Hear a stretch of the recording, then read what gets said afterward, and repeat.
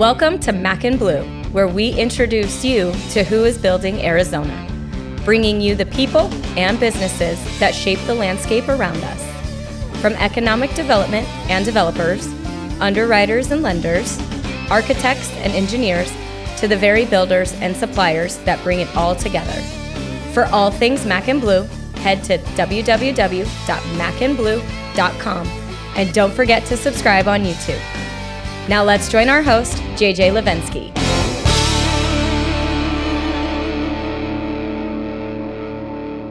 Hi everyone, welcome to another episode of Mac and Blue. I'm your host, JJ Levinsky, CEO and co-founder of Blue Wave General Contracting.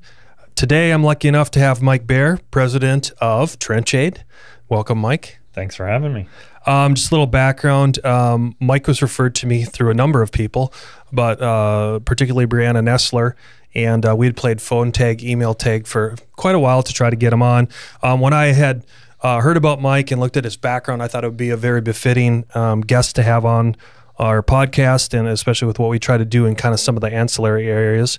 So Mike will get into details about what TRENCH-ADE is and things, but I think more importantly, kind of at a holistic level, today it's kind of about building teams, leadership, mentorship. Mike's got an interesting background. So welcome again. And if you don't mind, give the audience some relatability and kind of go back to what's kind of the abbreviated resume and story about how you got to where you are now. Okay. Well, thanks for having me. I appreciate it. Sorry that this is taking a little bit of time to go back and forth. And now I have to perform. Like after that intro, I definitely have to perform. So my background is kind of sporadic all throughout the country. So obviously we are now here in Phoenix, Arizona, which is an awesome place to grow a family and grow and build a business.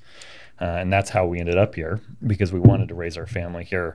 But if I go back, looking at being entrepreneurial, it started for me when I was probably 10 or 12 years old. And my family was split in between. My father lived in Kansas City and my mother lived in northeastern Oregon. So one of the things that when I'm talking to people and when we're mentoring and going through life, divorced families always get a bad rap for all the bad things that happen in there. But one of the great things that happened with me is that I got to live completely off the grid with my mom in northeastern Oregon in the mountains on a cherry orchard. And then my father lived in Overland Park, Kansas, which is suburb like the of Kansas City. Yeah, it's the Scottsdale of Kansas City. So it was a really great it was a great balance to go from being in the mountains on a cherry orchard completely remote to being in a city. Now, did you do school in Oregon, or did you just go over there for the summers type thing? So I went back and forth. So okay. there were certain years that I did school in northeastern Oregon and had a class of 33, and that class was all of the high school grades together. So It wasn't actually a class. It was the whole high school was 33. And then you flash forward to where I graduated, which was Overland Park, Kansas, of a class of 800. Oh. So that's, those are the things that I talk about. But when we had you had great perspective then. It has helped me. So it's helped me be able to relate to people. It's helped me be able to take a step back and relate to different types of people from different areas and see where and what they're coming from. And that's been a huge part of some of the success that I've had in being able to talk and communicate with people that are on different sides. And it's something that we constantly have to be watching and looking out for, because everybody has a different perspective. It's not just some people. Everybody is looking at it through a different lens, and being able to take a step back and pause and try to figure out the lens that they're looking at it from has been really, really helpful. Interesting. So so growing up in a cherry orchard, I didn't like doing the work, so I can admit that at this point. So my brother and sister and a couple other people would pick cherries and I would go sell them. So I've always kind of been on the other side of let's find the easier way to do this, and I would work smarter, not harder, right? Yes. Yeah, exactly. So that was the beginning of growing up. When I was 20 years old, I invested in a trucking company. So I kind of got Were you in school? So I was at ASU. I was at ASU, and I met a gentleman in an airport lobby.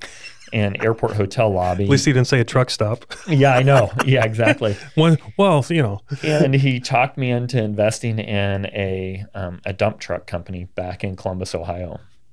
And so I invested in April, and by October, he needed money to run the company.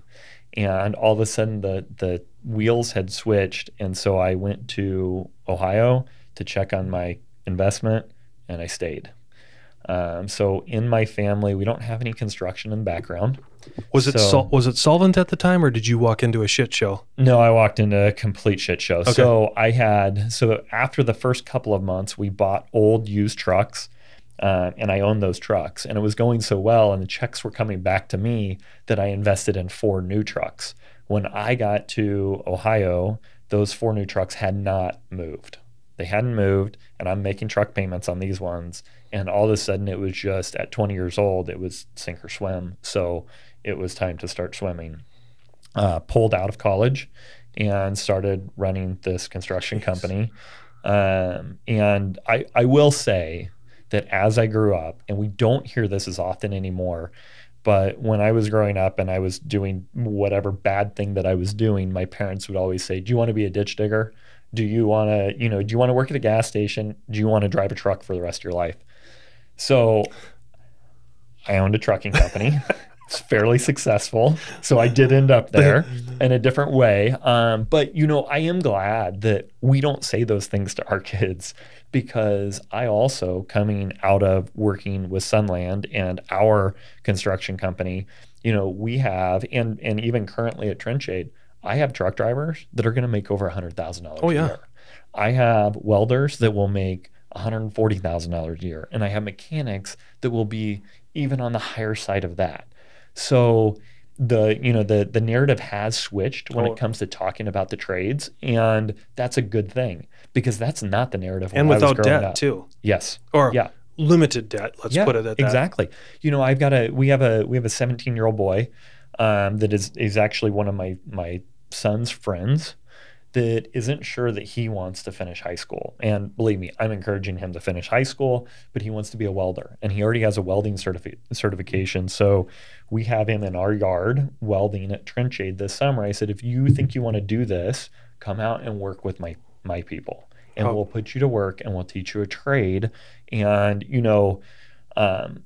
because those trades are, they're not going away. No. The people doing them are going away. We're not making any more of them. We're not making any more, and it's really, really hard to find great people, but to have kids that are interested in that stuff now is pretty cool. I mean, it was looked down upon 25 years ago when I was in high school. And yeah, you're not as old as me, but yeah, we've seen come full circle on the trade thing, and we've had probably, I can't think of an episode that we haven't done it where we haven't talked about human capital in this podcast, and where the transition, the paradigm, call it what you want, it's changed quite a bit, and how we can precipitate and garnish all those things, and that attitude. It's probably more attitude than aptitude on that, Mike. As far as it takes a lot of people in the C-suite, like we talk on here, to advocate for it, because if those people are talking about it, then it kind of goes downstream,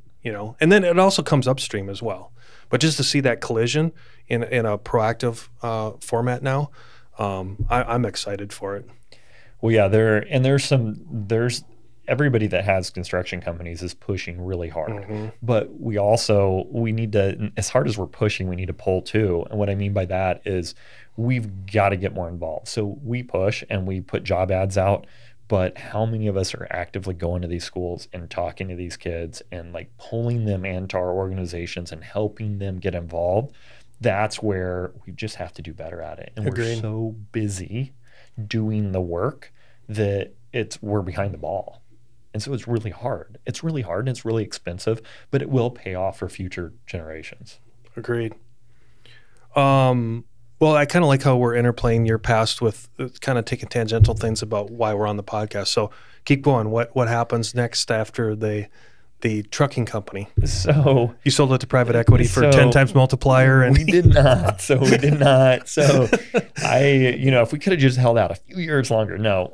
So we built our trucking company, and in that time, we also, we started working with paving companies and with excavating companies, and we had a paving company in the Columbus area that actually was not doing so well. They had high receivables, so you're gonna hear a recurring theme here. So we actually went to them and said, "Hey, listen, how about we'll take your assets, we'll take over the company, and then we'll get into the paving business."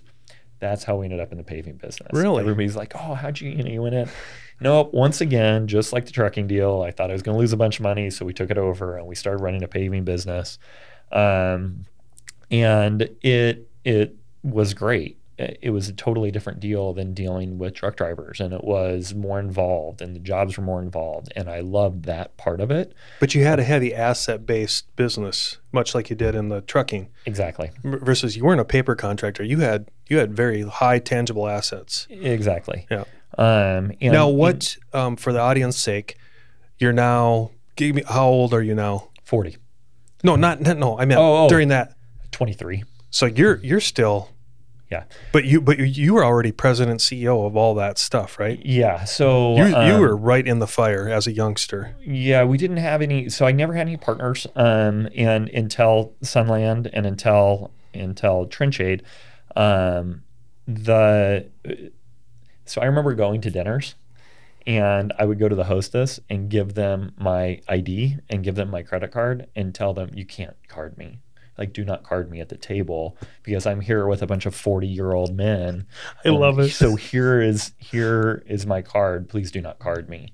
And they'd be like, "Okay." So because I never wanted anybody to know, there's the gentleman that actually bought our paving company, got an invite to my 30th birthday, and they had bought the company when I was 28, and he was one of my mentors, and he called my wife and said, "Wait, Mike's 40th birthday." Like, just joke that it's his 30th birthday. And she goes, "No, it's 30th birthday." He goes, "Holy shit, I bought a company from a 28-year-old. Like, what am I doing?" And so kudos to you. It was, so and even to the point where I just had my 40th birthday, and he got an invite again. And we're going to get into this later in this podcast, but the network that you have, your net worth is the power of your network. It really is. And, say that again. Your net worth is the power of your network. There you go, Layla. Take that one. So it's really true. When I look at my 40th, I had Greg Hunt. He owns GM Hunt Builders here in Phoenix. Right. I worked for him when I was right out of high school. Oh. And he came to my 40th birthday. Like, it's cool to have these people, Mike Sheedy Paving back in Columbus, Ohio. It's coming to my 40th birthday. And that's, these mentors that have been in my life all the way through. And very easily, you can walk away from people and you can stop talking to them. Greg, I worked for one summer when I was 18 years old. And to still have that relationship. Absolutely. I mean, and it's important. So when Mike got the invite for my 40th birthday, he called Alicia again. He said, this is bullshit again, right? Like, are we doing this again 10 years later? So it was something, though. So people that are young, starting up businesses, it's more normal now than it was 20 years ago, I think. There's a lot of young people in the tech space that can do very powerful things. In the construction space, it takes capital, and it takes, and especially now, it's just a little bit harder. Currently, the last 3 years, it was, there was a lot of capital being pushed into the market. Right now, it's tight. And it's going to be very tight, especially for young people that don't have established credit. That comes back on us too, I believe, because we have the opportunity now that we're established to help some of these guys and ladies and men out when they have great ideas and they're going to be superstars, because there are some people out there that are just going to be spectacular. Oh, you're seeing it. Yeah. Yeah. And it's really cool that we're seeing it. There's every little space has some people in it, And they're limited by little things, resources, just the knowledge of how to run their books, and that's where it's on us once again to like pull them along and say, okay, what do you need to get to the next step? Because maybe we didn't have that person, and it's a hurdle that they don't have to jump over.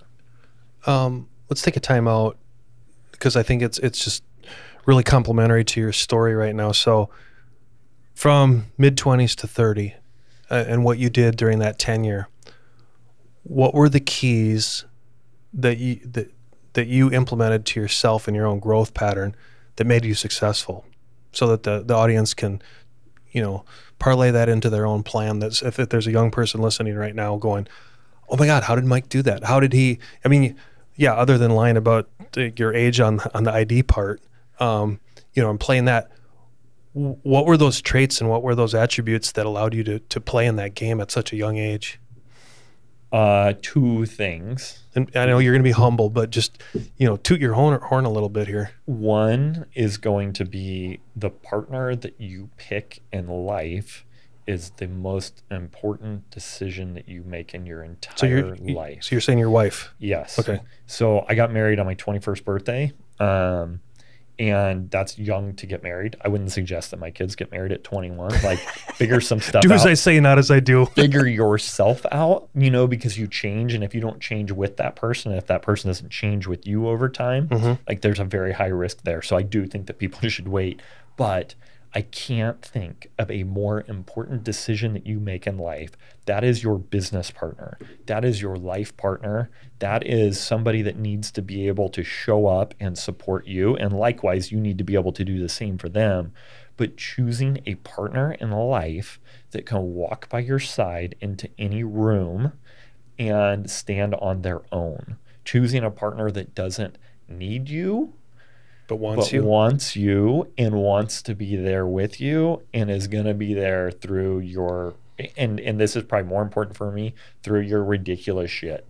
It is, and it is, it's not, love is not unconditional.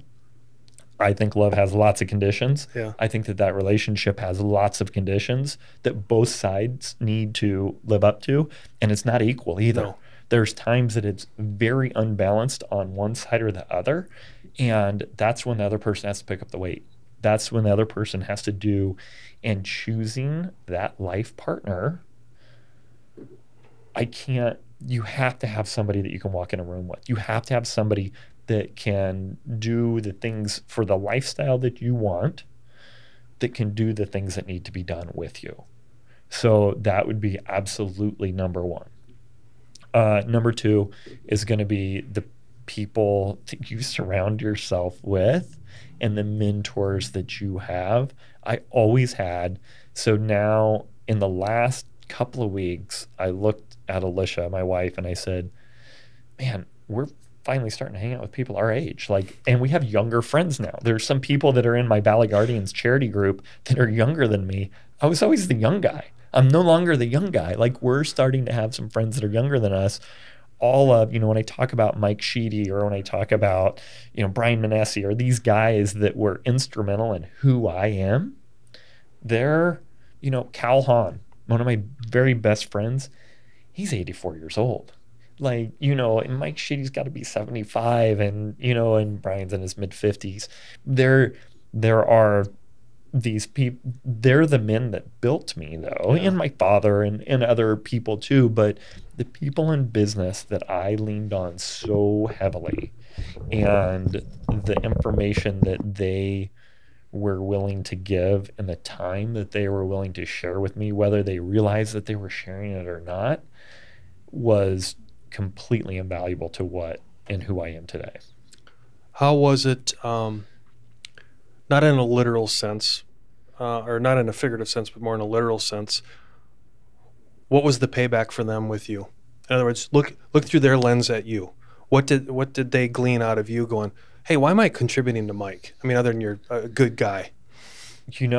I don't think as a mentor we necessarily know what the payback is. I can't just some sort of intrinsic motivation that they felt. I think that, so thinking about that, I think that if those men listened to this podcast, they'd be like, oh, I did? Like, like, really? You know, besides me telling them and thanking them, but I think that they still would be, I don't. So then to me, there's a sense of humility on both sides then. That's the ingraining factor. Yeah. I mean, I'm that third party listening to your story going, hey, Mike's a humble guy. These people are also humble. And it's just something, again, I think it's more of a caring thing than a mental thing. There comes a time when dreams become a reality, when you see your vision materialize into a true work of art. And the only way to get there is to choose a general contractor who shares that same vision and knows how to bring it to life. At Blue Wave, we aren't so big that we've forgotten where we've come from. And we aren't so small that we can't care for your projects regardless of their size. When your vision deserves safety, perfection, timeliness, and expertise in order to become a reality, trust Blue Wave to get it done right the first time.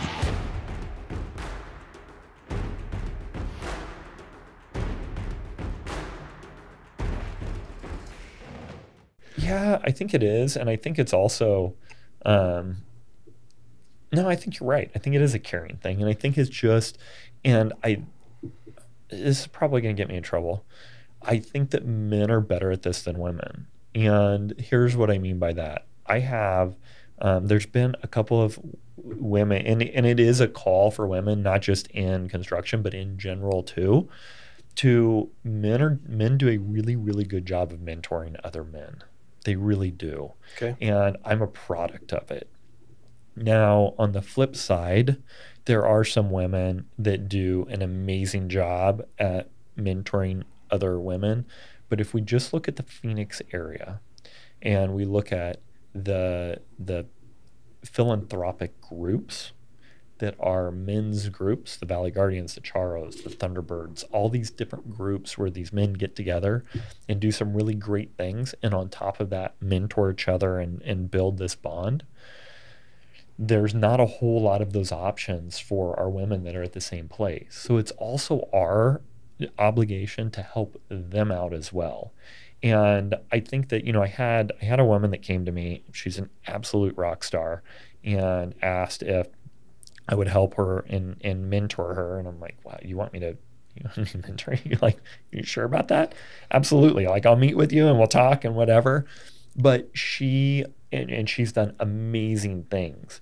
But through that process, what I realized is how much harder her life is than ours, and how much different it is than ours. Yeah. And I'm not like jumping onto one side or the other, and I'm not going to get political with this at all. But there is a responsibility that we have to the people that want to step up and want to work hard and want to do these things, to help them in any way that we can. Well stated.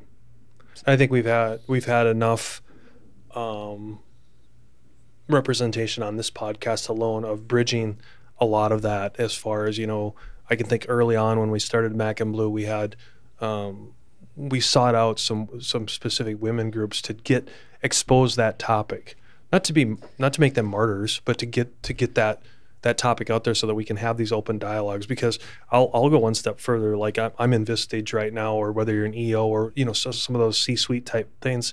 When I look at our group, we only have 2 women in our group, and they're 2 of the best people in our group. But yet at the same token, we actually have sought out. We're like, we need more women in this group to balance the testosterone just in the environment. Yeah. And it does bring, so I'm in Vistage and YPO, and both have different values, but in my Vistage group is one of the most amazing business women in this town, which is Sissy Shank, Chaz Roberts. Oh, yeah. And she does the input that she brings to the room, and just you're exactly right. Like, men and women do bring different things to conversations, and it's different perspectives. And it's always helpful to hear the other side. Like, I am pretty opinionated about what I feel. I also will scream the loudest that if I'm wrong, I want you to tell me and explain your point, so that I can be right next time, or at least have a closer to right view. I don't want to be wrong. I don't want to be the ignorant person in the room. I would, if there's a better way, and if we're talking about, tell the kids this, I'm like, if there's a better way to wash those dishes than the way that I showed you, just show me so that I can still watch you do it, but so that I know that there's a better way to wash those dishes. Classic. You know, and and that's, I was talking to an entrepreneur yesterday, and we had this exact conversation, and he said, you know, I just wish that other people would feel that way, would want to hear the other side. I said, I think people do. I think people do. It just takes a little bit of shutting down your own personal ego and saying I could be wrong, and there's a good chance that I'm wrong. Mine's just been crushed so many times with being wrong that I'm just used to it. So it is what it is. Good. I like how this has been a good play where we, again, take an experience and then extrapolate out the information to share. So let's hit fast forward. Let's go maybe to what's next. Is it the Sunland days or what? Yeah. So Alicia and I decided when we sold our business that we would stay on for the time that I needed to. And so here's the other little piece of advice to an owner operator that sells your business. Good luck staying on. So good luck staying on. Good luck staying on, because it's no longer yours. I know every private equity group, oh, we're not that group, and we're not, you know. Yeah, yes, they are.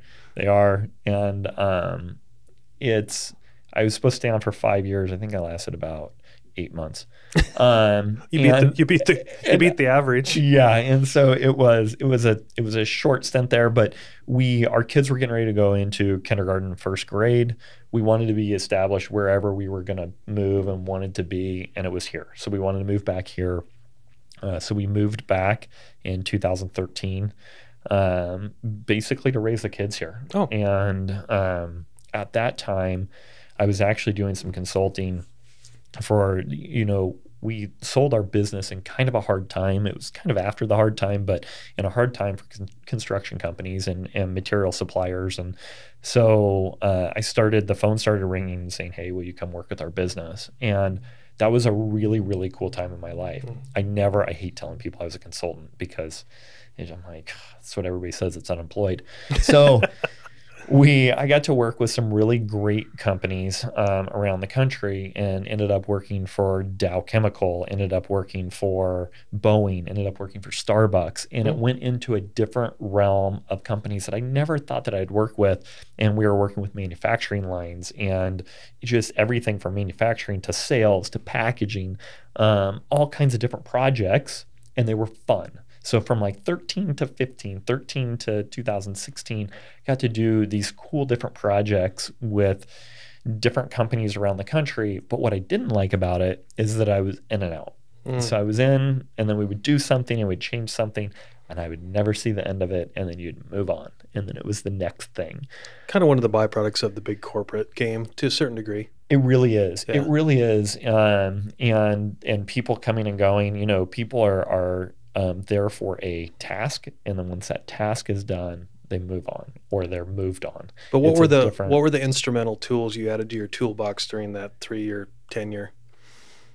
So many different things. Okay. So many different things that I just didn't even realize. We ran a small business that I started when I was 20 years old that we fumbled through, and we thought that we had stuff down, and we didn't. So when these companies, you know, when Boeing was calling me in to work on manufacturing relationship lines, and we're talking about different things, I was learning all the way along and getting paid for it, which is great. So I would suggest that to anybody. But there are things that I bring, you know, there are things that I bring to my businesses now, like a scoreboard, like a financial scoreboard. We have that meeting at TRENCH-ADE tomorrow. I'd never seen one of those. I never ran a scoreboard in any of my businesses until I went to Boeing, and Boeing did it for every single line. And I saw the value of going, oh, this is a scoreboard. This is how this works. Right. And now I do it in every business. So now it's something that's instrumental. And so those types of tools that you pick up, here they've hired you to come in and help them, when really you're going, wow, this is. But truth be told, though, Mike, correct me if I'm wrong. I mean, I don't have the same experience you do in the corporate background, but what I gleaned out of that was that they know that. In other words, they look at a guy like you or anyone that has your talent and they're going, they're going to take, yes, they're going to take a lot out of this. We don't care because we're still going to get an ROI of X. In other words, it's part of their initiative. They know that. They know that you're not going to be there, but they're willing to invest in it because you're going to marginally improve their outtake. Is that a fair statement? That absolutely is. So two things that happened there. One, it was the first time, so Boeing in particular invested in me, and they sent me to Cornell Graduate School. Oh, that's a nice little perk. It was. So they invested in me because they saw that, and they wanted like just even a little bit more, and they're like, hey, we need you to do this so that you can help us here. Oh. Very cool. Because they have the capital to do it. They did have the capital to do it. So the next time that I saw that was actually at Sunland. So the difference in Sunland and my business is, I'm a little bit ashamed to admit this, but I don't think, and we could look back, and my wife would be able to tell me right off the bat, but I don't think that we had anybody at our paving company or at our construction company that was making over probably $80,000 a year. So I ran extremely tight. I ran very lean, and we built this business with people that, you know, that helped us along the way, and we built the business. When I joined Sunland, they had already started investing in talent. And they still, to this day, have some of the best talent in the country. That comes with a price tag, and a big one. And Doug DeCluson was willing to pay it because he saw value in it, and it changed the way that I looked at that business. It changed the way that I looked at construction, and it was an eye-opener for me. So when you talk about different things that like you learn from different organizations, that was a big one. Like, I invest in talent now, and I'm willing to pay for it, and that's okay. Let's peel that onion back a little bit more, because now I think we're tapping into kind of some Nirvana stuff with our typical audience. What does that in? Give more details or testimonials beyond, beyond just the comp plan. What does that mean beyond comp? Oh, it's so much more than comp. So we're gonna jump forward and then backwards a little bit.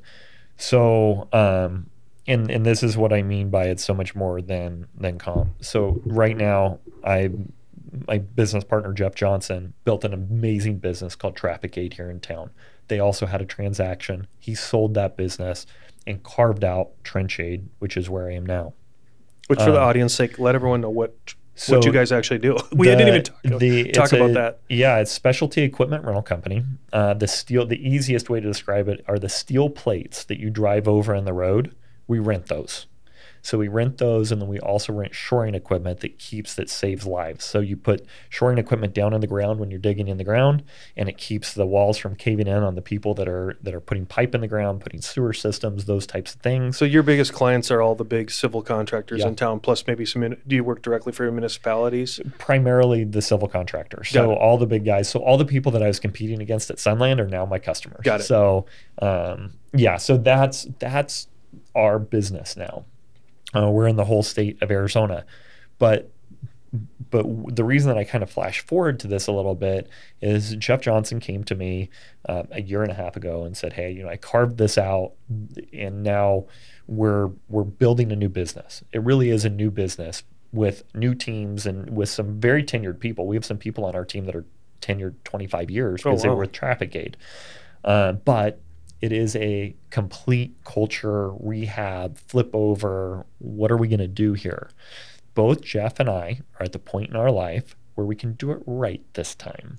And what I mean by do it right is if I flash back all the way to our paving company that didn't have anybody that was actually properly compensated for what they were doing, I also didn't care that much about culture.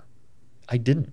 It was just about getting to the next day. It was about surviving. And in that were you in a fight or flight mode back then? Yes, absolutely. Yeah. I mean, all the way through to the sale. And maybe it was because we were just building, and maybe it was because I didn't know how to run a business, and I was learning, and so it was on the job learning. So there's a lot of things that I could have done better, culture being one of them. So as part of that comp package, culture is probably the biggest part. I remember Mike Sheedy telling me, do the right thing and it'll work out. And I remember thinking at the time, that is not true. I have bills to pay. Like, I have all kinds of things to do here, and do the right thing. No, like, I don't even know what that means. Like, I just have to get by. Can you think of Mike, can you think of a time in any of these roles where the culture switch actually hit you? Can you recall it? Oh, yeah. What was it? So I would say that if you asked Jeff Johnson that question right now, he'd be like, in the last 3 months, our culture has flipped. People want to come work for us. They know about us. They know our team, and we're respected. That was the biggest switch most recently with TRENCH-ADE. And now to have people reaching out and saying, hey, I want to jump on your team. The other big like eye-opener for me is when Sunland had their transaction. We had that transaction in January of 21. I left 90 days later. So while I did roll my investment in because I felt like part of the team and I needed to show the team that I wasn't leaving because I thought the ship was going down because now they were owned by private equity. I was leaving because it wasn't the right place for me to be. Got it. I didn't want to do that. So I rolled my investment into the new business. When I left there in 2016, my best friend said, you'll never be able to go work for somebody. This isn't going to work out, Mike. Even if you've got some equity in the deal, like, it is not going to work out for you. Sunland was an amazing home for me. It was like leaving my children when I left there. Interesting. And it was because of the culture. It was because of how close and what was built there was truly an amazing thing, an amazing culture, and it still lives on. Now, were you privy to, and if you can't talk about any of this, just let me know, were you privy to all of the doings, the due diligence when the private equity was looking at the deal?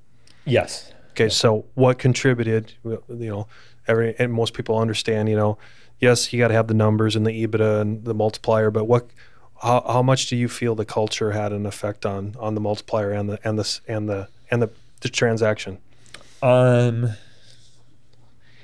I feel like if you would have asked me that question 2 years ago, I would have said a lot. Yeah.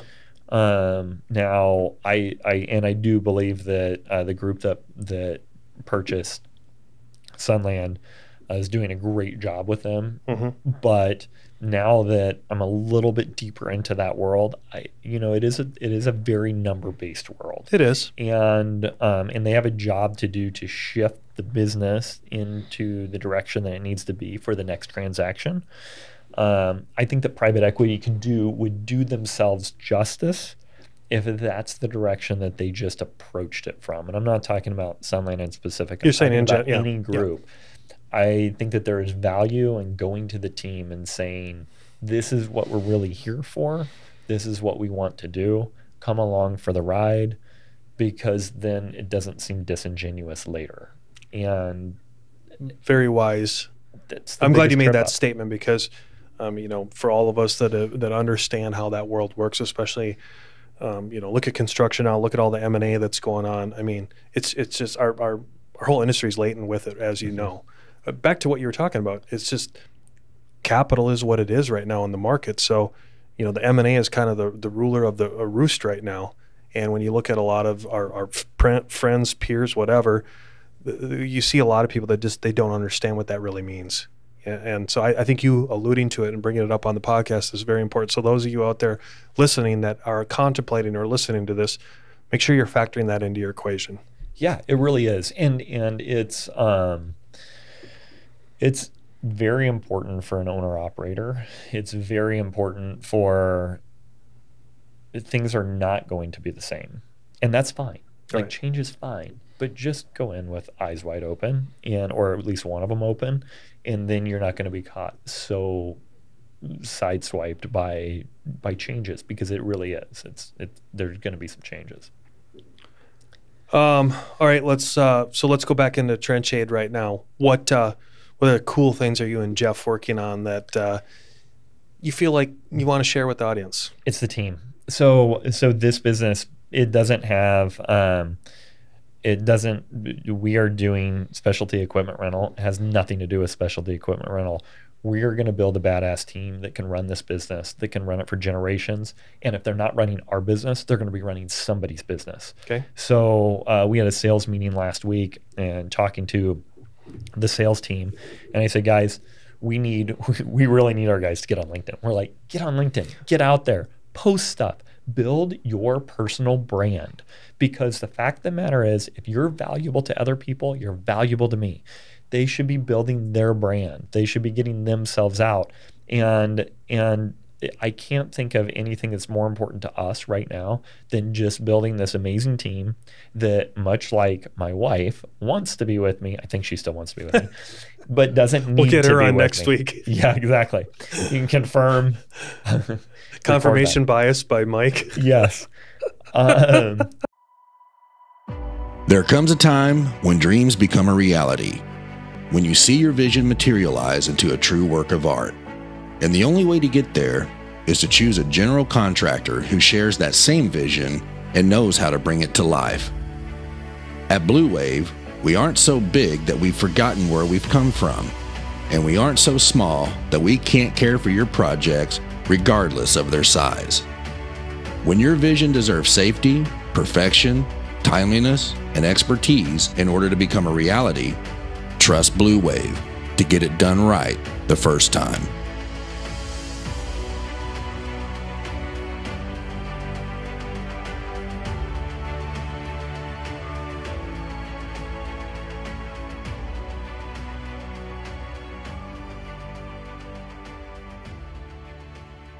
So, we want to build a team that wants to be with us, that is with us because they want to be there, not because they have to. I want a team that has options everywhere.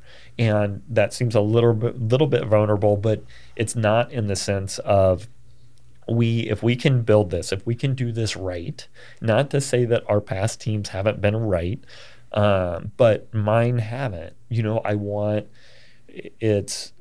We have an amazing group of people, of leaders that are coming up through, and it's our responsibility to make sure that they are unbelievable people for the market, not just for TRENCH-ADE. Yeah. And everybody will see that and they'll want to be a part of our team. So can't think of anything more important than that. And then the other stuff will come. And we're already, month over month, we are setting records every month, and we're not focusing on the sales side. If anything, we're focusing on the people side, and when we get the people side right, the other side's going to come around. Jeff and I are in a position where we can afford to do that now. Right. And it's made, the fact of the matter is I was when I was 22, because we're not, I don't even know the best way to put this, but I'm not sliding backwards while I'm building this team. No. We're not losing money while we're building this team. So what that tells me is that when I was 20 years old, I could have done the same thing and been way more successful. Yeah, that was well framed. Let me go a little bit more granular for a second. With your, let's call it success, attitudinal and legitimately, what TRENCH-ADE is doing. Are you guys looking at regional, national presence? Like, what are you going to grow into? Yeah, no, definitely national. Okay. I mean, we were out of town last week looking at a business, and this is a different business than So are you going to grow it through acquisition or organic or both? Both. It'll be both. There's a lot of big players that are in our space. All the big rental companies are in it. And so we will, the company that we met with last week, it's a young, it's an owner operator. He's a young guy. He's in his 30s. He's just struggling with, it's a very, very capitally intensive business. I mean, a steel plate is $5,000 and you rent it for $4 a day. Like, it's a big, you have a big upfront cost to get into this. So, and the other problem is just people within an office being able to do accounts receivable, accounts payable, all of those things. We can offer some really cool things to some of these smaller operators that don't want to sell to the big national players because it's going to be us. And that is, we had a company come in from out of town and kind of tour us. And that's my first step with people. I'm like, I want to go see you and then come see us and see what we're about, because we're going to be a little bit different. So would you describe it as kind of a shared services without the private equity umbrella? Is that kind of how it feels? Absolutely. Yeah. So and we want people to have equity. We want people to have skin in the game. Yeah. So as we do these and as we find spectacular operators from around the country that could build a branch, we'll get behind them. As we find cool little businesses that are already set up, then we'll look at buying those. We're in that mode of we want to find these, pair them up, and build it. Do you mind sharing if you and Jeff have any BHAGs that are worthy of sharing with the audience? So we, whether it's team building or something that's just so out there, people are always interested in other people's BHAGs because a lot of people can't even fathom what they mean. I don't know that we do have. I'm a little bit embarrassed to say that we don't have one. I think that our total, all of the last year, so I've been on for exactly a year, has been focused. Are you still on probation, or are you off of it now?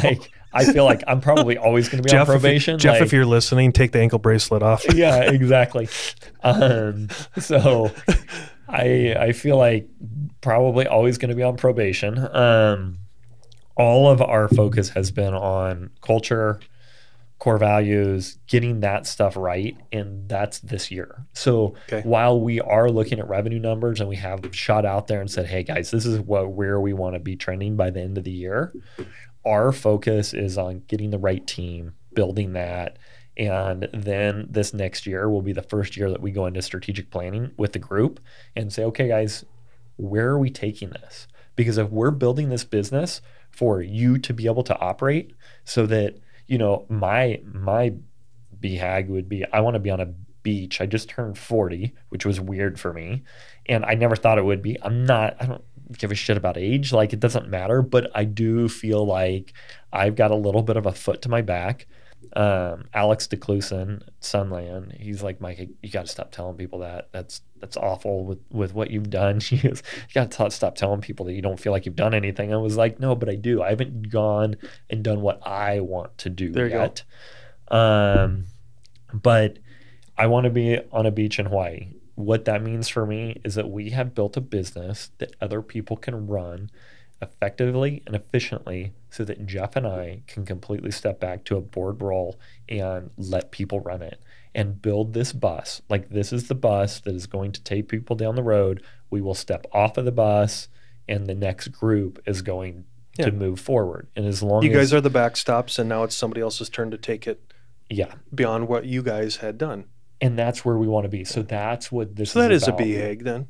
Yeah, and that's what this is about for both he and I at this point. We've had big transactions. We've done the different deals that we were going to do. If you asked my Vistage group like what my life goal is to take a step back, be able to invest in people's businesses, help them grow, and then move on to the next one. This business will allow us to do that and kind of be to the side and let me take a quick tangent because it's come up in a lot of recent episodes. And it kind of complements Vistage or YPO or whatever too. Where are you guys at with your operating model and building out your C-suite? Because it's become a real topic with a lot of companies that are in growth mode. I'll give you an example. Seems like a lot of companies are missing a proper CFO role. Whether they're using EOS or some kind of model like that. Can you just quickly describe like where you and Jeff are at in either one of those platforms? Yeah. So where we both came from. So TRENCH-ADE was 300 employees with a full C-suite. Sunland, obviously, full C-suite. Where we are in our structure right now is Jeff is CFO. Okay. And he really is running that side, but would like to take even more of a step back. And so we've hired a really great controller. And then we will move towards a CFO position as well. As far as COO, CEO, it's just Jeff and I. So I'm his president, and then he's a CEO, and then we're starting to build our executive team. Our executive team, though, comes with a chief of staff that could possibly turn into a COO at some point. She's young. She's 33 years old. She actually came to me. I mentored her for a couple of years. Oh, cool. Never planned on hiring her. Had no intention of that. I didn't even have a business at the time that I started mentoring her. And she came out of the financial industry, so knew nothing about construction, nothing about equipment rental. And she's going to be she is an absolute rock star. And it's one of those people that we're moving into that. We've got a vice president of shoring. Another one that he's a young guy and moving up into this role. We're going to hire people, whether they're in our market or not, and build them and build out that suite over the next 5 years. And really, and Jeff would probably say sooner than later, like, let's get this moving. Like he definitely is. He pushes me even faster than what he's like, all right, well, where's the next one? Where's the next acquisition? Where's the next, like, what are we doing? Let's growing. And his whole deal is around the buzz of the company and the buzz of growing. And we've got that, which is super cool. We just hired a guy for a sales position that came out that is an extremely tenured and extremely respected civil contractor that was a superintendent. And everybody went, holy cow, why is he in sales? Why? Those are the types of moves that we're going to make that are different than other people that are going to, and he's great. He's unbelievable. He posted on LinkedIn that he came over to us, and I got 12 text messages from other people going, it's Tim Plain. You got Tim Plain? Like, how is he doing? Yeah. You're moving him into sales? I'm like, yes, we are. And he's crushing it. So those types of things and getting behind some just really great people, I don't care what you've done. Like, I don't care, you know what I mean? It's not that I don't care what you've done. I do care a lot of what you've done. I care a lot more about who you are. Who you can grow into. Yeah, and what type of person you are. And that I think that will be our secret sauce, is caring about who the people are, not what their resume says. Well stated. Well, Mike, if you can believe it, we're getting close on time, so I wouldn't be doing my job as host if I didn't say, all right, in these last few minutes, what are the things that I didn't ask you, or what's the key thing I didn't ask you that you'd love to share with the audience, as a either guidance, testimonial, or anything that you're working on? No, I don't even know. I mean, I would say the most important thing that I always try to get out in any of these is just talking about networking and talking about people building their own private personal network. You go to work for somebody, but you are your own business. You are the business of you, and you need to constantly be working on that. You need to constantly be, in this day and age, you need to constantly be on and working and building, whether it be on LinkedIn or whether it be going to different events. I got the opportunity to speak at a YCF event, which I think is a great organization. Let everyone know what the acronym means. So it's Young Contractors Forum, and that's through the AGC. And they are a great group. I think you have to be 40 or less to join.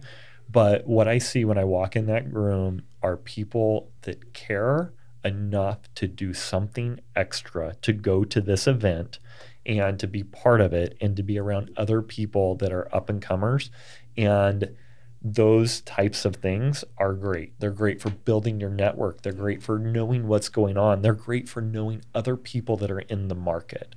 If you are past the age of 30 years old and you have to use a resume or a job board to go find a job, you're behind the ball. You're not even on the ball. You're not on the ball. You have to be able, you should have 15 people that you can call for a job. You really should. And people should be turning down 15 offers is what it really is. Yes, and it's about networking. It's about talking to people. It's about networking. It's about knowing what's going on in the industry outside of your little bubble. Outside of I go here for work and I fill out this paper and then I go to the next thing. That's not what it's about. And your employer doesn't want that to be it either. They want you out there. Do you I want to be quickly, in that capacity, have you found that you've been asked to be on like boards or groups or forums outside of your normal sense, or your? Absolutely. Okay. I sit, I sit on the board of a University of Phoenix board that has. But again, how'd you get there? And it just through networks, through Bingo. People, But you're getting out probably more than what you're giving. I know that's not fair to say, but is it fair to say? No, I think that I get, so like another great one, Gibson Insurance. So Gibson Insurance is a top 100 insurance broker in the country. Right. They're out of the Midwest. Got asked to be on their board, and the information, so you talk about information flow back and forth. It is unbelievable, the information that I get back that I can take back to my companies that I operate on how the insurance business even works. So the information that comes back, and you are giving, you absolutely are, but holy cow, those, it's just an unbelievable opportunity to even see what the market's doing in other markets too, so that we know how to react here. Well, what that is it validates and is a testament to what you and I talked about earlier in the podcast of, go back to the corporate days, back to Boeing and Starbucks, whatever. They've calculated that. They're like, hey, we're going to give a lot, but even if we get a little bit more out of you, it's worth it for our investment. You're talking about the same thing. That's what these board positions, these advocacy type things, if you get involved, your network grows exponentially. And trust me, that network might not get as much as you, but you're marginally going to make them improve. Like think about your Vistage group, my Vistage group. You come away some of those days going, did I really get anything? You're damn right you did. Even on the days you don't think you did, you did. Yeah. Agreed? Oh, no, absolutely. And sometimes it's hard. Like this Wednesday, I have Vistage. I have a million other things to do. Sometimes it's hard to mine tomorrow. Okay. Yeah, it's like, oh, man, I got to get this done. But there is value. Jeff and I always talk about the massive amount of value. The other thing that has added probably more value to my life than just about anything are the charity groups that I'm involved in. Like that. And I never thought in a million years, but I will tell you that some of my greatest contacts are people that I chair on those boards with. And you never, it's such a great benefit to get out of something that you didn't expect. No. You're going there for a different reason, and then you end up with these great relationships because you're with somebody that is like-minded. The people that we surround ourselves with, the time that we spend with the people, we have such a finite amount of time when it comes out of work or out of family or whatever. If I'm going to spend time away from my family, it needs to be worth it. And it is when it comes to those things. Well, thanks again for coming on today, Mike. Just really appreciate the conversation. I think it was very worthwhile for the audience. It was very applicable, very just relatable on a number of facets. So kudos to you, kudos to Jeff. I think that your success is great. I can't wait to hear the story of I'll just go 10 years in the future. And for those of you listening, Mike's accessible on LinkedIn. Mike Baer at TRENCH-ADE and his partner Jeff. I'm sure he'd be happy to take any inquiries that you might have. Just reach out to him on LinkedIn. And thanks for being on today.